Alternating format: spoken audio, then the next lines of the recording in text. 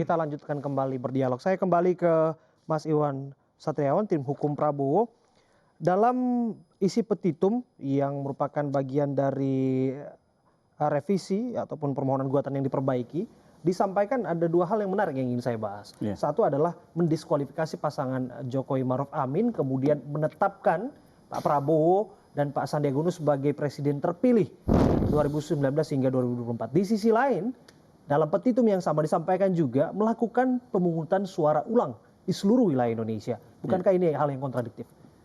Tidak kontradiktif karena itu kan pas kita menggunakan dalil yang berlapis. Ya, di antara dalil yang kita berikan itu mana yang nanti akan terbukti, bisa kita buktikan secara meyakinkan. Kalau kita bisa membuktikan faktor yang kualitatif yang tadi seperti kasus calon wakil presiden dari 01 itu betul melanggar undang-undang, ya itu bisa diskualifikasi. Tapi kalau nanti yang bisa kita buktikan secara meyakinkan adalah bagaimana terjadinya pencurian dan penggelembungan suara secara masif sampai angka 22 juta, ya itu bisa dilakukan PSU di wilayah-wilayah yang kita klaim sebagai. Jadi itu sengaja strategikan berlapis demikian. Semua lawyer akan melakukan strategi seperti itu, tidak kontradiktif. Oke, tentu ada hal besar yang harus dibawa begitu untuk membuktikan itu semua, apalagi soal tudingan kecurangan dan sebagainya dengan perbedaan angka yang begitu besar. Tentu kita sudah siapkan ya bukti-buktinya. Nah, saya komentari yang situng ya, karena terkait dengan situng itu bukan tidak ada apa-apanya, tidak penting. Di dalam Undang-Undang ITE itu disebutkan bahwa situng itu setiap penyelenggara sistem informasi elektronik, ya, termasuk dalam lembaga negara, itu dia harus membangun sistem elektronik, informasi elektronik yang handal, aman dan bertanggung jawab. Jadi KPU tidak bisa kemudian melakukan disclaimer saja mengatakan bahwa situng itu tidak penting seperti yang juga sampaikan Fahri. Enggak. Lembaga negara itu harus membuat sistem informasi yang handal, aman, bertanggung jawab, tidak bisa diintervensi oleh pihak manapun, tidak bisa ada intruder yang masuk mengatur proses entry datanya, ya kan? Kenapa? Karena sistem itu adalah salah satu instrumen untuk mengawal proses penghitungan suara. Dan itu kan disampaikan secara publik diperlihatkan. Kalau situngnya itu tidak beres, kalau menurut saya itu pelanggaran hukum. Silakan baca Undang-Undang ITE. Komentar Anda? Gitu Mas. Jadi Mas itu bukan tidak penting gitu cuma lah gitu. Ya, jadi langsung ya. Jadi barangkali saya langsung respon saja bahwa kan kita kembali kepada filosofis ya. Secara filosofis kenapa sampai ada pelembagaan yang namanya Pranata Situng gitu. Pranata Situng ini dinormakan dalam Undang-Undang 7 2017 itu punya sejarah bahwa sistem atau prinsip penyelenggaraan pemilu salah satunya adalah transparan. Jadi ada public interest di situ ya. Publik punya hak untuk mengetahui hasil walaupun belum akhir karena finalnya ada pada KPU. Sehingga setiap dinamika pergerakan suara dari setiap tahapan berjenjang dan segala macam publik tahu gitu. Lalu yang kedua kita harus pahami bahwa legal importansinya itu apa sih sebenarnya situng? Bagi kita kenapa sampai bukan bermaksud menyepelekan apa itu situng dengan segala macam perangkat-perangkatnya. Kita tidak melihat dari aspek atau dari perspektif Undang-Undang ITE, ya kan? Kita tidak melihat itu karena kenapa basis legal itu ada pada akhirnya ada pada KPU yang menentukan secara manual bahwa kita memang prinsipnya bukan prinsip IT seperti di Amerika segala macam. Gitu menarik. Kan? Dalam pleno pun ada saksi-saksi baik itu dari saksi Pak Prabowo dan juga Pak Jokowi. Iya, dan semua itu kan sudah diatur secara berjenjang. Itu yang saya bilang bahwa kalau kita taat azas segala sesuatu kita kembalikan kepada apa yang telah diatur secara rigid dalam undang-undang. Itu yang pertama. Yang kedua saya ingin menanggapi yang disampaikan sama Mas tadi bahwa dalam ketentuan hukum acara ya, kita tetap berpedoman kepada Peraturan Mahkamah Konstitusi nomor 4 2018 dan Peraturan Mahkamah Konstitusi nomor 6 2018. Di situ telah diatur sedemikian rupa. Artinya kita, semua pihak, baik yang menang maupun yang kalah, pemohon, termohon, dan pihak terkait, telah dipandu secara hukum dengan instrumen-instrumen yang telah diatur oleh Mahkamah Konstitusi sendiri. Seperti misalkan hukum acara. Gimana sih kita itu dalam membuat petitum, gimana sih kita dalam membuat posita, fundamentum petendinya itu diatur sedemikian rupa. Sampai dengan permintaan atau petitum yang disampaikan sama beliau tadi.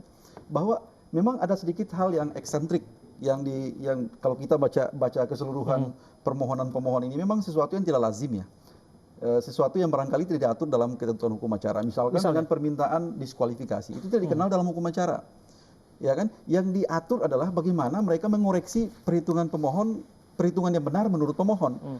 Ya kan? Kalau misalkan perhitungan yang benar menurut mereka itu terbukti, terukur, maka mahkamah akan merevisi atau akan membatalkan apa yang diputuskan atau telah ditetapkan oleh pihak termohon, dalam hal ini KPU. Begitupun sebaliknya, kalau misalkan nanti putusan Mahkamah Konstitusi cuma 3 aja, Mas. Yang pertama, permohonan pemohon tidak diterima kalau permohonan itu tidak memenuhi syarat-syarat formil yang diatur dalam undang-undang. Yang kedua, permohonan pemohon ditolak kalau tidak terbukti atau kalau sudah masuk pada pemeriksaan pokok perkara. Dan yang ketiga, permohonan pemohon dikabulkan kalau seluruh dalil yang ada dalam permohonan mereka itu dibuktikan dan terbukti secara hukum. Nah, ini soal gitu. Kalau kita membaca petitum yang diajukan oleh tim kuasa hukum 02 kan ada 15 petitum. Seperti yang disampaikan tadi sama beliau itu mereka dengan alternatif-alternatif, berarti kan tidak firm juga gitu. Singkat Singkat saja, Mas. Ya, undang-undang itu tidak pernah sempurna. Undang-undang pemilu tidak mengatur tentang perbaikan permohonan. Tapi hakim melakukan terobosan, memberikan waktu untuk pemohon untuk melakukan perbaikan. Kenapa? Termohon diberi waktu untuk melakukan perbaikan, kenapa pemohon tidak? Nah, itulah yang dilakukan hakim. Saya ingin katakan bahwa undang-undang itu tidak pernah perfect, tidak sempurna. Kita mengatakan semua lembaganya sudah ada. Iya, semua lembaga ada, tapi apakah dia berjalan sesuai yang kita harapkan? Tidak. Karena itulah kemudian hakim, apalagi yang namanya Mahkamah Konstitusi, dia tidak bisa jumut hanya kemudian terpaku dengan tadi prosedur yang ada. Kalau prosedur itu tidak bisa digunakan untuk mencapai keadilan substantif, hakim, ya namanya hakim itu diberikan kewenangan untuk melakukan ada otoritas dan keyakinan, iya, terobosan yang bisa dilakukan. Baik, terakhir saya ke Bang Margarito. Bang Margarito, bagaimana Anda menjawab ini semua, menyimpulkan ini semua, lagunya sama, sistematis, terstruktur dan masif, agar kemudian juga menarik jika harapannya adalah outputnya tidak sama seperti 2014 lalu? Pertama, tergantung bagaimana Mahkamah Konstitusi mengenal hukum pemilu. Apakah mereka mengenal hukum pemilu hanya dengan Undang-Undang Nomor 7 Tahun 2017 yang di dalamnya tadi termasuk Hamdan bilang itu administratif begini, substansi begini, hasilnya begini gitu ya. Sebatas itukah pengetahuan hukum Mahkamah Konstitusi terhadap hukum pemilu? Itu satu. Yang kedua, sangat tergantung pada bukti yang diajukan oleh kedua belah pihak. Universal, baik itu dalam hukum Islam maupun dalam hukum Barat, siapa yang mendalilkan, dia mesti membuktikan. Kekuatan bukti itu dinilai dan diberikan oleh hakim. Bagaimana dia memiliki kekuatan? Apakah bukti itu menerangkan hal secara substantif, hal yang disoal? Bagaimana bukti itu didapat? Itu dua soal yang akan menentukan kekuatan dari dan nilai dari bukti yang diajukan. Itu nanti yang akan menentukan akhir perjalanan ini. Apakah ini berakhir seperti di Viti tadi itu, dia berjalan ke takdir 2014 ataukah takdir baru? Baik. Akan ditentukan oleh dua hal itu. Baik, terima kasih Bang Margarito, kami sudah hadir bersama kami, Bang Fahri Hamid dan juga Mas Iwan sudah hadir bersama kami untuk berbincang di studio iNews pada hari ini.